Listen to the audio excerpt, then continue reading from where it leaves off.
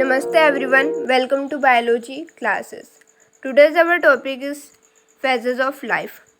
हमारी लाइफ में basically 3 phase होते हैं. फर्स्ट होता है जुवेनाइल फेज, सेकेंड होता है रिप्रोडक्टिव फेज एंड थर्ड होता है सीनेसेंट फेज. तो हम फर्स्ट जुवेनाइल फेज के बारे में बात करेंगे. This phase is growth phase in an individual organism. Juvenile phase is considered as the growth period that happens after the birth and before the organism meets the reproductive maturity. Juvenile phase growth phase होता है. इसमें जो organism की जन्म के just बाद का जो समय होता है तब से लेकर जब उसके अंदर रिप्रोडक्टिव मैच्योरिटी आती है उसके पहले तक के जो समय होता है उसे हम जुवेनाइल फेज कहते हैं. क्योंकि उसमें ऑर्गेनिज्म ग्रो करता है, लाइक जैसे कि जन्म के बाद चलना सीखता है, बोलना सीखता है, खाना खाना सीखता है, ये सब.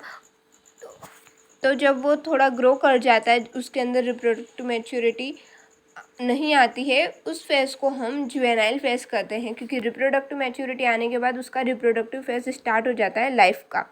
तो रिप्रोडक्टिव मैच्योरिटी आने के पहले तक का जो समय होता है जब वो रिप्रोडक्शन नहीं कर पाता है तब के फेज को हम जुवेनाइल फेज कहेंगे. इससे हम किशोर अवस्था भी कहते हैं. जुवेनाइल फेज को हम हिंदी में भी समझ लेते हैं. जुवेनाइल फेज को हम किशोर अवस्था कहते हैं, जिसे हम नॉर्मल लैंग्वेज में टीनेजर एज भी कहते हैं.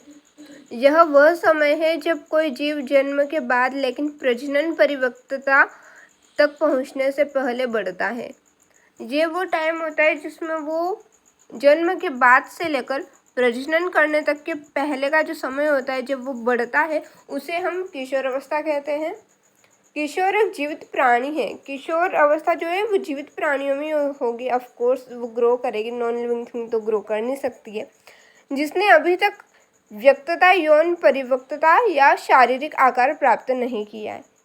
किशोर अवस्था वो होती है जिसने अभी तक कोई प्रजनन नहीं किया या फिर कोई परफेक्ट प्रॉपर शरीर का रूप नहीं लिया है, यानी आकार नहीं मिला है. अभी भी वो ग्रो कर रहा है. हम देखते हैं कि अक्सर मैच्योर होने के बाद लोग चेंज नहीं होते, उनका चेहरा नहीं बदलता है. लेकिन जब हम ग्रो करते हैं, हम टीनेजर एज में होते हैं, तो हमारा चेहरा बदलता रहता है, यानी कि हमें परफेक्ट शरीर का आकार नहीं मिलता. लेकिन मैच्योर होने के बाद हमारा शरीर का आकार हो जाता है कि हाँ, हम ऐसे दिखेंगे. तो किशोर अवस्था वही होती है जब आप टीनेजर एज में होते हो, आप मैच्योर नहीं हुए होते हो रिप्रोडक्टिव फेज के अकॉर्डिंग. किसी भी ऑर्गेनिज्म के लाइफ का सेकेंड फेज होता है reproductive phase. This phase occurs when an individual organism reaches reproductive maturity and become sexually active. ये वो फेज है जिसमें कोई ऑर्गेनिज्म रिप्रोडक्टिव मैच्योरिटी पर पहुंचता है और सेक्सुअली एक्टिव होता है, यानी कि वो रिप्रोडक्शन कर सकता है. उस फेज को रिप्रोडक्टिव फेज कहते हैं. एज द नेम इम्प्लाइज, जैसा कि नाम में लिखा हुआ ये, they reproduce and create progeny. इस फेज में ऑर्गेनिज्म रिप्रोड्यूस करते हैं और संतान की उत्पत्ति करते हैं. तो हमारी लाइफ का सेकेंड फेज रिप्रोडक्टिव फेज होता है जिसमें कोई इंसान फर्स्ट फेज में वो ग्रो करता है, मैच्योर होता है और अपनी टीनेजर एज से बाहर आता है सेकेंड फेज में, और उस फेज को हम रिप्रोडक्टिव फेज कहते हैं. रिप्रोडक्टिव फेज को हिंदी में प्रजनन चरण कहते हैं. यह चरण तब होता है जब कोई जीव प्रजनन परिपक्वता तक पहुंचता है और यौन रूप से सक्रिय हो जाता है. यानी कि ये वो टाइम है जब कोई जीव अपनी प्रजनन परिपक्वता तक पहुंचता है, यानी कि रिप्रोडक्टिव मैच्योरिटी तक पहुंचता है और यौन रूप से सक्रिय हो जाता है, यानी कि सेक्सुअली एक्टिव हो जाता है. जैसा कि नाम से पता चलता है, वे प्रजनन करते हैं और संतान पैदा करते हैं. इस फेज में ऑर्गेनिज्म प्रजनन करके एक नई संतान पैदा करते हैं, मतलब एक नहीं, एक से ज़्यादा भी कर सकते हैं. और पेड़ पौधों के अंदर जैसे घास बीज के माध्यम से लैंगिक रूप से प्रजनन करती है, यानी कि जो घास होती है वो बीज के थ्रू अगर रिप्रोडक्शन कर रही है तो वो सेक्सुअल रिप्रोडक्शन में आता है. या अलैंगिक रूप से वनस्पति प्रसार अलैंगिक प्रजनन के माध्यम से, जैसे कि कलम, नोट्स, प्रकंद और स्टोलन पर साहसी कलियों से उत्पन्न होते हैं. अलैंगिक प्रजनन यानी कि एसेक्सुअल रिप्रोडक्शन, जैसे कि वो वेजिटेटिव प्रोपगेशन के थ्रू भी कर सकते हैं. वेजिटेटिव पार्ट से प्लांट के एक नया प्लांट प्रोड्यूस कर सकते हैं. इस खंड में केवल फूलों और परागण और बीजों से जुड़े यौन प्रजनन को शामिल किया गया है. इस वाले फेज में फूल, परागण और बीज से जुड़े यौन प्रजनन को ही शामिल किया गया है. यानी कि प्रजनन के चरण में कोई भी पौधा है या कोई भी ऑर्गेनिज्म प्रजनन करता है और नई संतान की उत्पत्ति करता है। किसी भी ऑर्गेनिज्म के लाइफ का थर्ड और लास्ट फेज होता है senescent phase. Senescent phase is the period from the end of the reproduction phase till death. इस फेज में रिप्रोडक्शन फेज के अंत से लेकर मृत्यु तक के बीच का जो समय होता है उसे सीनेसेंट फेज कहते हैं। It is marked by some of the changes.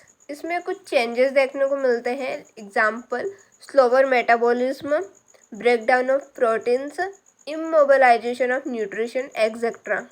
यानी कि स्लोअर मेटाबॉलिज्म मीन्स हमारी बॉडी में बहुत सारे रिएक्शंस एंड प्रोसेस चलती रहती है, उन रिएक्शंस का स्लो हो जाना। ब्रेकडाउन ऑफ प्रोटीन यानी प्रोटीन का टूट जाना। एंड इमोबिलाइजेशन ऑफ न्यूट्रिशन यानी कि न्यूट्रिशन का स्थगित हो जाना etcetera. In plants leaves become yellow and fall of. और प्लांट में जो पत्तियां होती है वो पीली हो जाती है इस फेज में और गिरने लगती है। यानी कि जब प्लांट्स का सीनेसेंट फेज आता है, मतलब वो अपने रिप्रोडक्शन एबिलिटी खोकर जब मृत्यु की ओर बढ़ता है प्लांट, तो उसकी जो पत्तियां होती है वो येलो हो जाती है एंड वो गिरने लगती है, यानी कि बूढ़ा हो जाता है प्लांट। कोई भी ऑर्गेनिज्म जब बुढ़ापे में जाता है मतलब उसका सीनेसेंट फेज स्टार्ट हो चुका है और सीनेसेंट फेज मृत्यु तक चलता है, यानी कि लाइफ का आखिरी फेज सीनेसेंट फेज होता है। इसमें आप रिप्रोडक्टिव एबिलिटी अपनी लूज करते हो और मृत्यु की ओर जाते हो। इसमें आपकी जो मेटाबॉलिज्म है वो भी कम होने लगती है धीरे धीरे, और जो प्रोटीन है वो भी टूट जाता है, न्यूट्रिशन भी स्थगित होने लगता है। यही सब सारी चीज़ें जो होती है वो इस सीनेसेंट फेज में होती है। किसी भी जीव के जीवन का अंतिम चरण बुढ़ापा चरण होता है। जीवित जीवों में कार्यात्मक गुणों की धीमी गति से गिरावट को बुढ़ापा सीनेसेंट फेज कहा जाता है। सेनेसेंस शब्द या तो सेल्यूलर सेनेसेंस या जीवव्यापी सेनेसेंस पर लागू हो सकता है। कम से कम किसी जीव के जीवन चक्र के उत्तरार्ध में वृद्धावस्था को बढ़ती उम्र के साथ मृत्यु दर में वृद्धि और या प्रजनन क्षमता में कमी के रूप में परिभाषित किया गया है। यानी कि बुढ़ापा चरण उसे कहते हैं जब इंसान प्रजनन नहीं कर सकता है, उसकी प्रजनन की जो क्षमता होती है उसमें कमी आने लगती है, और जो उसके कार्य करने की शक्ति होती है, उसके कार्य करने के गुण होते हैं, उनमें भी धीमी गति देखने को मिलती है और वो मृत्यु की ओर अग्रसर होता है।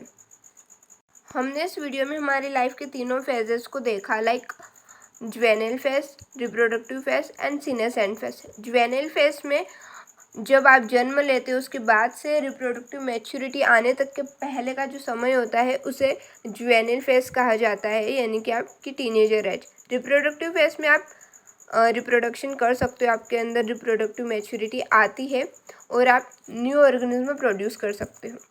फिर लास्ट में आता है सीनेसेंट फेज, यानी कि आप अपनी रिप्रोडक्टिव एबिलिटी को लूज करते हो और डेथ की ओर जाते हो, यानी कि रिप्रोडक्टिव फेज की एंडिंग से लेकर डेथ तक का जो टाइम होता है उसे हम सीनेसेंट फेज कहते हैं।